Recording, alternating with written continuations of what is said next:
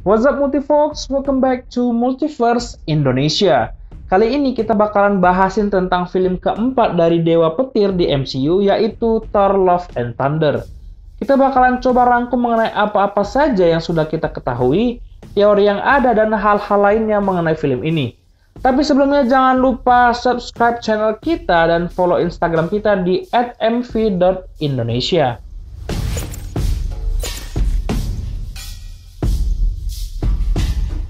Tahun ini kita disuguhin beberapa film dan serial dari semesta Marvel. Dengan ditutupnya tahun lalu dengan Spider-Man No Way Home yang menampilkan 3 Spider-Man, tahun ini kita disuguhin lagi beberapa film Marvel, salah satunya adalah Thor Love and Thunder. Sejak Thor menjadi salah satu karakter pendiri Originals Avengers versi MCU, dirinya mengalami perubahan karakter yang dulunya masih memiliki sifat egois, pamer, dan kekanak-kanakan, berubah menjadi karakter yang lebih dewasa dan lebih santai. Serta menjadi karakter MCU pertama yang akan memiliki 4 film solo di semesta Marvel.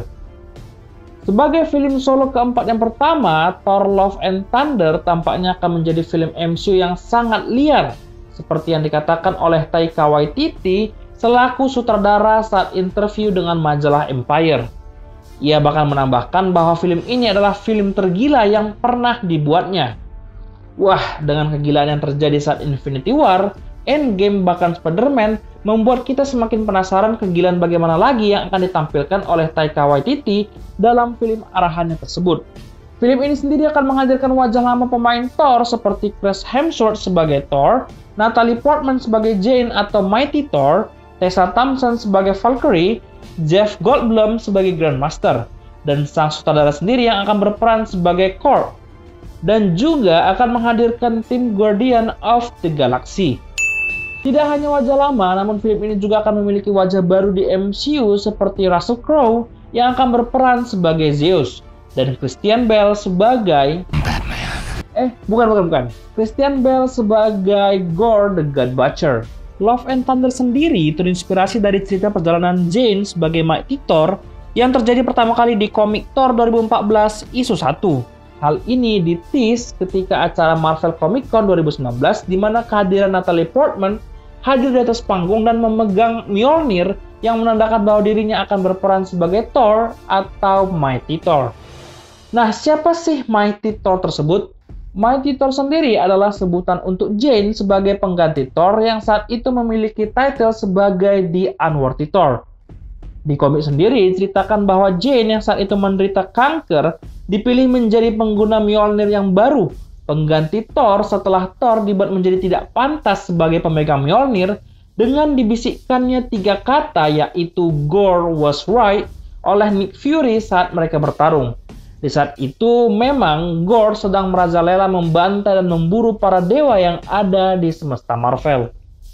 Oleh sebab itu, dalam film ini karakter Gorr the God Butcher diperankan oleh Christian Bale dan juga beberapa karakter dewa lainnya seperti Zeus yang akan diperankan oleh Russell Crowe, dan Bast, salah satu dewi dari kaum Wakanda, dikatakan akan hadir di film ini.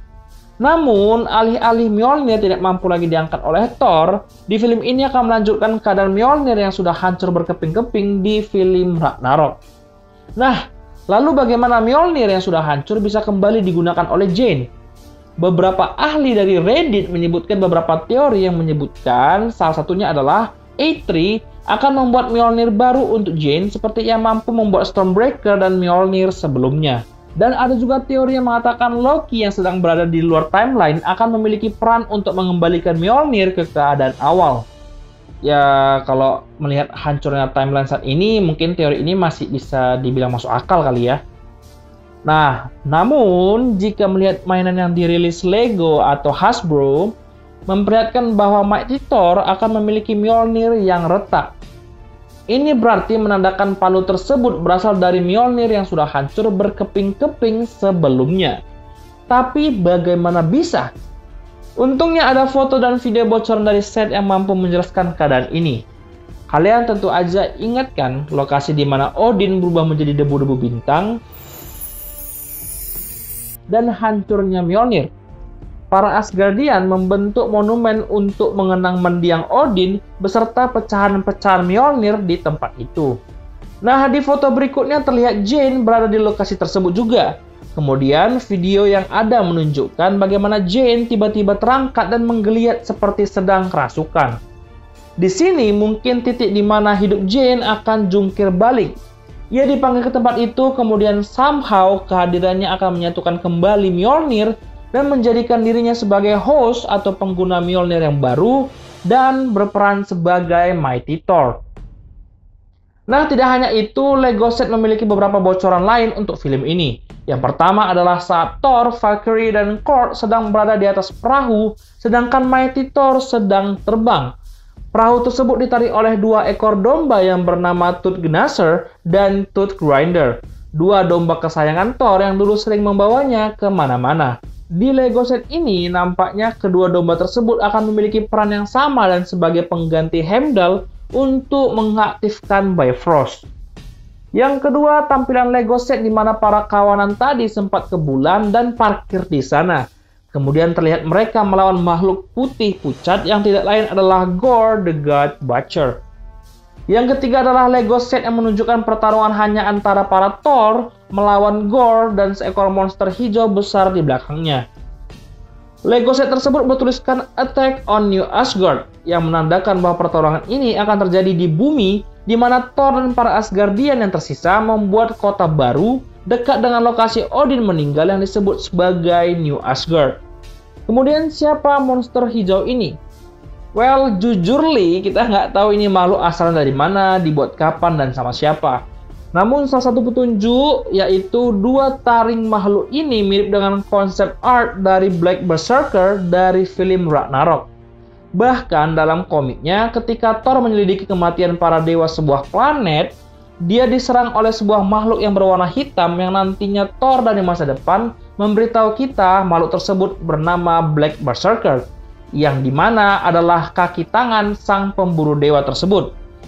Tapi bisa jadi ini memang jenis monster yang baru atau monster lama dengan bentuk baru sehingga kita nggak bisa mengenalinya lagi. Kemudian ada foto dari set syuting di mana Christian Bale tampak dengan kulit dan pakaian pucatnya di mana by the way terlihat akurat secara komik. Bocoran lain memperlihatkan foto-foto Thor dengan Jane berada di toko perhiasan dengan memakai wig yang sama saat di film Thor The Dark World. Bisa jadi menandakan bahwa dalam film ini akan ada adegan flashback, melanjutkan sedikit kisah mereka setelah Thor The Dark World. Nah, bagaimana dengan plot Thor Love and Thunder?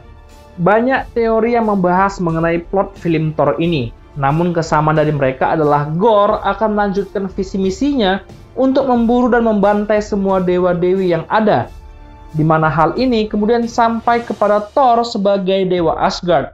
Itulah di mana nanti Thor, Mighty Thor, Valkyrie, dan Korg bersama-sama memburu Gorr untuk menghentikannya. Bahkan ada yang bilang nih, Gorr memiliki dendam yang spesifik kepada dewa-dewi Asgard. Dan tentu saja karena masa depan Chris Hemsworth di MCU yang penuh dengan ketidakpastian, bisa saja kehadiran Jane sebagai Mighty Thor menjadi sinyal bahwa Natalie Portman akan berperan sebagai Thor di film MCU mendatang. Oke, segitu saja seputar film Thor Love and Thunder. Kami harap kalian bisa menikmatinya. Mohon maaf jika ada informasi atau detail yang kami lewatkan. Jangan lupa tekan tombol like dan share jika kalian suka dan subscribe bagi yang tidak ingin ketinggalan video-video selanjutnya. Dan juga jangan lupa tuangkan semua kritik dan saran atau informasi yang kami lewatkan di kolom komentar. Oke guys, sampai jumpa. See you on the next video.